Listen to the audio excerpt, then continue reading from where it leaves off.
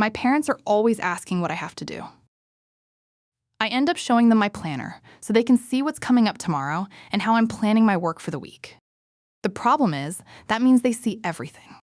And some things are meant just for me.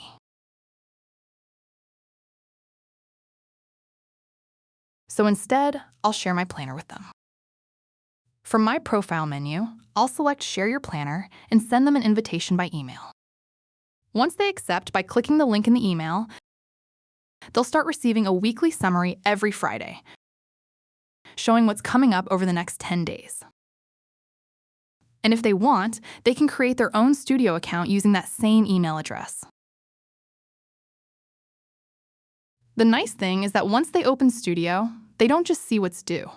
They can understand what I'm working on, whether I've broken a project into smaller steps or planned time to work on it later this week, without constantly needing to ask me. Of course, they can't make changes to my planner. And private tasks stay private.